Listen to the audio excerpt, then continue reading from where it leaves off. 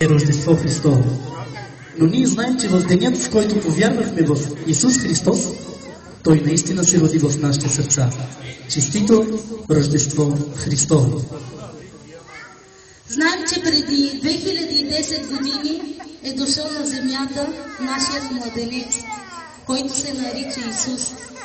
Той дойде за всеки един от нас, за да живее в нас и да бъде заедно с нас. Нека да го предоставим за всеки един да бъде Той. Ние знаем също, че Бог избра една девица на име Мария, която роди първородното си бебе и го нарече Исус. Ние знаем, че Господ избра една жена, но Господ, знаете, че днеска и вас е избрал. Защото Господ казва, че сте блажени всичките от Господа. Така че за този Исус Христос и за тази девица, която се нарича Мария, ще ни каже повече и ще ни говори пастор Николай. Нека го пляскаме за Христа. Заповядай, брат Николай. Алелуя.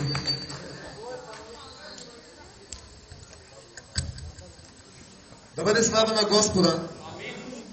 Знаем, че Исус се е родил вече 2010 години. Той се е родил. Но много е важно какво празнуваме ние днес. Ако наистина ние празнуваме Неговото Рождество Христово, би трябвало да бъдем променени. Би трябвало да бъдем истински, а не фалшиви. Много е важно да бъдеш християнин с Христос. Тази вечер или този следобеден час искам да ви говоря нещо, което е много важно в Лука, което е писано за раждането на Исус във 2 глава. Искам да прочита стиховете, които са много важно, за да разберем цялата истина как Исус се е родил на тази земя, с каква цел и с каква мисия. Знаем, че целта на Бога да се роди тук на земята е да те спаси тебе. Да спаси тебе, да бъдеш спасен в Неговото свято име. Амин.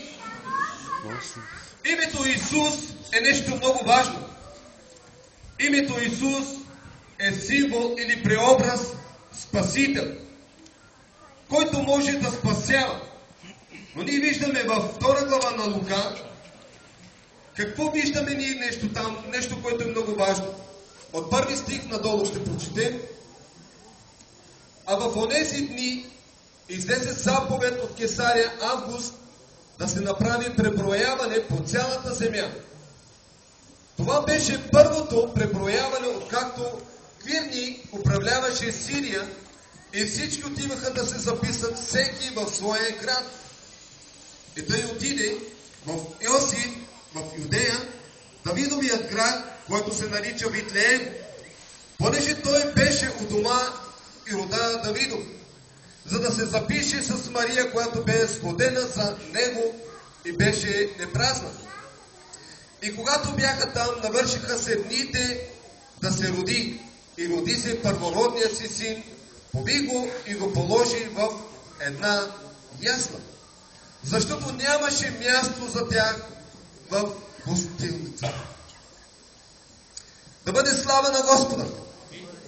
Когато става въпрос за телото на нашия Господ Исус Христос, тогава Сатана най-много ревнува.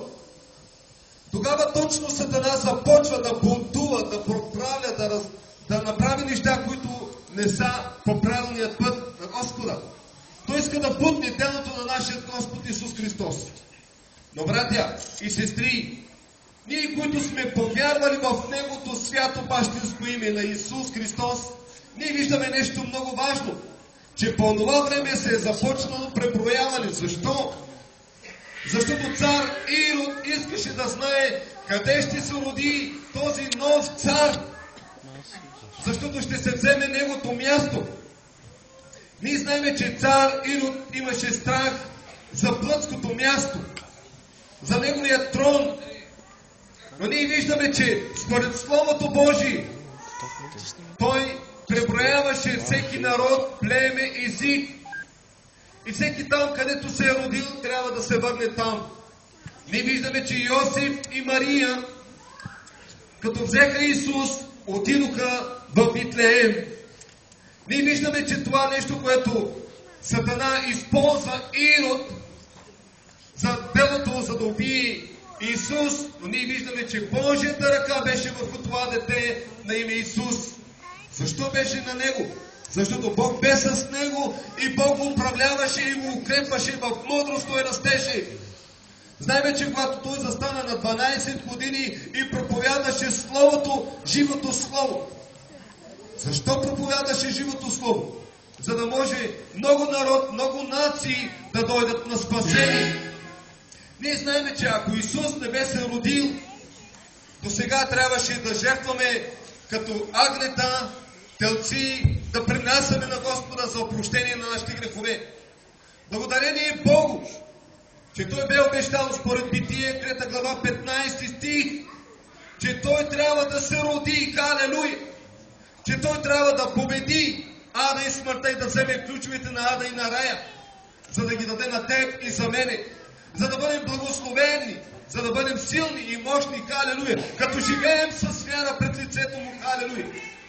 И днес ние не изпълняваме една религия, но ние изпълняваме истинността на нашия Господ, защото Той каза: аз съм пътят, истината и животът, халелуя. Днес няма да ви говорим за тази икономическа криза. Днес няма да ви говорим за богатството на този свят. Ние няма да ви говорим за всичко това, което става в света. Но ще ви говорим за нашия Господ Исус Христос, който се е родил, халелуя. И ако Сатана изпраща смущение, изпраща много неща, знай, вярвай в Господа, вярвай в Исус Христос, Той ще те спаси, Той ще те благослови и Той ще те поднови и ще те направи нов човек, халелуя. Знаем, че името Исус, когато се изговаря, Сатана се плаши, демоните търпенят от името Исус. Това име е скъпо име за теб и за мене. Никога не трябва да изгубим това име, защото Той е царят на царете и Господ на господарите. Той те обича и Той ти даде това право да се наричаш син и дъщеря. На кого днес ти ще му служиш? На кого ще служиш? Ще служиш на този плътски Исус или ще служиш на този Исус, който умря и възкръсна? Халелуя! Защото Той ни казва, че трябва да живеем с вяра, а не с виждане. Бог ни каза и ни открива нещо много важни неща, че това детенце Исус, който се е родил, Той растеше в мъдрост и сила и знание. Така Бог иска и ти също и аз, всички заедно, да живеем в мъдрост и сила и знание, като го прославяме. Знаеме, че Сатана ходи като лъв рикаещ, гледа кого да погълне. Колко от нас знаем да устояваме срещу Сатана, срещу неговите стрели? Колко хора от нас знаят да водят тази война? Колко от нас знаят да се бият? Брати и сестри, знаем, че това е последното време. Краят наближи.